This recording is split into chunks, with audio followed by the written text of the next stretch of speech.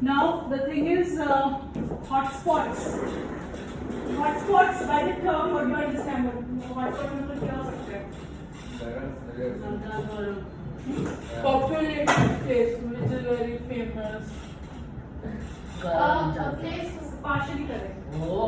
A place where there is a lot of crowd. And in terms of biodiversity, Lot of species. very good. So a hotspot is basically the region which is rich in biodiversity. Okay. So he was partially correct, and then in terms of biodiversity, you are correct. So write down areas that are high in biodiversity are known as hotspots. Can you give me some example? Savannah, African savanna. Kangaroo Island. What is that? It's only kangaroos. Amazon rainforest. Komodo Island is only Komodo Island dragons. I want a hotspot which is rich in biodiversity, with variety of plants and animals. Amazon rainforest. What else? Madagascar. Okay. Okay. South Africa. What else? Jim Corbett. I can never These are all under tropical areas. So tropical rainforests. Okay, so tropical rainforests are the hotspots in the whole world. Now there is something called as endemic species. When you come across hotspots, you will always hear this word endemic species. So what do you understand by endemic species? Any idea? Have you heard this word before? Yes. Yes. I was in danger. Huh? Less low populated. Okay, again partially. These are the species, the native species of that particular land. They belong to only that land. They are not found anywhere else in the world.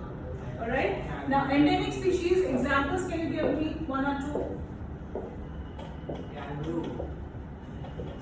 Good. Penguins. So, kangaroos we don't get anywhere else. Penguins. Pandas. Pandas. Siberian Tigers. Siberian tigers, yes. So, these are endemic species which are Bengal found only in the tigers. world. Now, there is another term. You can write down about endemic species. They contain large number of endemic species not found anywhere else because those are found only in that particular place, which is the native place. They call it the native place of that animal. Examples, you can write lemurs in Madagascar, Komodo dragons in Komodo Islands.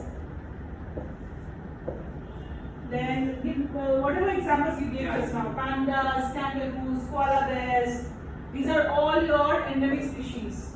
And always you will see endemic species are very less in number and very attractive. And that is why they always have a threat. Because they are very attractive, people poach them, people hunt them. So they are always under threat. Next term, the next terminology under this unit would be a very important key term is keystone species. Write down. What is a keystone species? Main For the surroundings. of that biome. Species that have bigger effect on environment. Species that have bigger effect on the environment. Likho, right? Keystone, K-E-Y, keystone. Simple spellings you can't write, huh? It is so dependent on your dictionary, online dictionaries. Keystone species. Bigger effect on environment. Species which have bigger effect on the environment are called keystone species. Bigger effect on environment. But you will always see while researching about these keystone species, especially on Google if you search, you will find it very challenging to identify which is the keystone species actually. Because either these keystone species are mostly the predators. Okay, because they are the dominating species. And the dominating species are the ones which affect the environment most. Either they are the predators or they are the engineers of the environment. Now, who are the engineers of the environment? Can you name one species? Engineers of the environment to create it. No, not humans. Beavers. Beavers. Very good knowledge. Why did you put all this in your writing? I always keep on saying Dave has very good knowledge about the environment and general knowledge. But he doesn't put it when it comes to writing. I really look forward to your answers, beavers. Beavers are the animals who, they make dams. with temporary dams बनाते हैं लोग। Oh yeah. Dams. So they are called the engineers of the ecosystem. So you can write down the example for keystone species, beavers.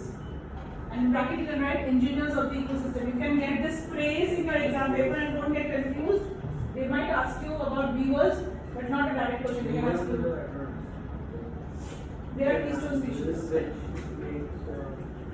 Sea otters are the keystone species when it comes to predators, because sea otters eating sea urchins in kelp forests. Sea urchins, you know that? What are sea urchins? Yes, they are the Let's see, black. firstly you are talking. What are you talking, Jay? जो spelling समझ में आ रहा है, you write. Later on, go home and do the Sea correction. urchin are the Instead of black- disturbing each other. That's the way to take notes. Black spiked ball.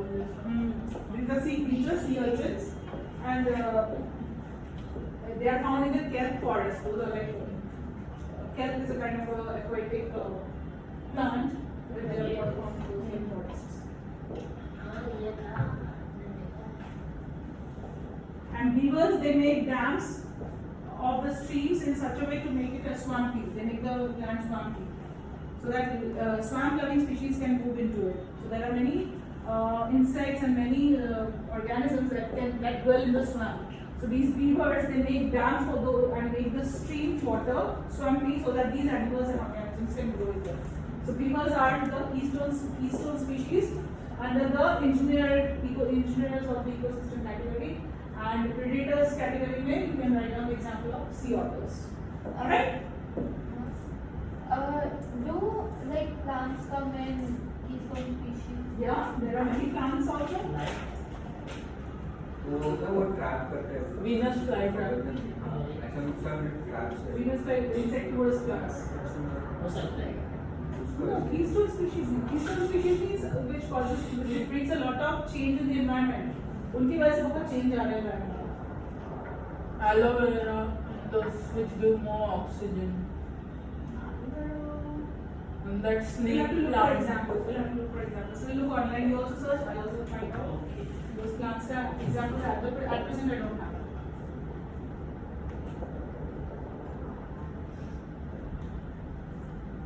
Of course, the tropical tall trees, the canopy trees, the tropical rainforest could be one of the examples for keystone species, because they are the main. Without them, the environment changes. The tropical ecosystems. Because if you see the mahogany trees, the cedar trees, the deodar trees, those coniferous trees and all, if those are removed, okay, there will be a very big gap in the environment, the ecosystem. So they have a very dominant role. Even in the tropical rainforest, the canopy that is formed because of these trees, or a canopy गिर गया, so there's a hole. So it creates a lot of sunlight will penetrate inside, and then the whole atmosphere will change because of the sunlight. But because of the canopy, there's heat inside, but it's still under shade. So the environment is different. Yeah. So that's it. Now, we have discussed about the fundamental niche and realized niche in our previous class. We have done it. Okay. Now, what is left? Biodiversity speciation is done. Checklist. Checklist, check your checklist. Mass extinction is done, economic phase done. Now, I'll start with natural selection, biodiversity. You know, all your introduction about biodiversity is almost over now. Now we come to the real topic, from where this biodiversity actually was identified. Biodiversity bana kaise, that we understood from the mass extinctions, right? Biodiversity kaise was because of speciation and mass extinction and all that. Now, who was the first person to actually recognize and identify and discover this biodiversity? It was Charles Darwin. Charles Darwin, what he did, he started sailing off on his ship, and he wanted to reach to where? He wanted to reach India. And when he started sailing, after months he reached the coasts of South America, and he thought he has reached India. And he landed there in Galapagos Islands. And there in the Galapagos Islands, first he observed the Galapagos finches, a kind of a bird, you know. So first he saw the bird in one of the portion of that Galapagos finches. Then again when he went inside the forest, he saw another type of Galapagos finches, which the bird looked similar, but the beak was different. Then again further into the forest when he went, he saw another bird of the same species with a different beak size or beak shape.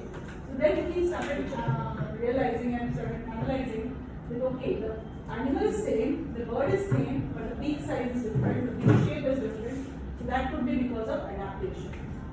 That is where he imagined that because of the food available, the bird has actually grew its beak in that particular form. So somewhere where it was easy to pick the food, he had a sharp beak. The finches had a sharp beak. Then further where he had to take the food from the wood, now there's a hunch, there was a pokey beak. So there was a different shape of the beak. So that gave him the idea that okay, this is something that has to do with evolution. So over a period of time, as per the availability of food and the adaptability of the organism grows its organs. Okay, that's how Darwin gave the theory of adaptation. Then he said that's the theory of evolution. Then he also saw natural selection. He gave the theory of natural selection. What is natural selection? Anybody?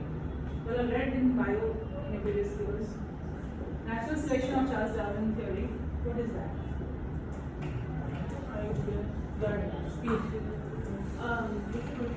Because the species are adapted to the way the surroundings are. That species becomes that main species of that biodiversity by that. Not understanding what you're trying to say. Be more specific. Now that animal is adapting to that environment, so they become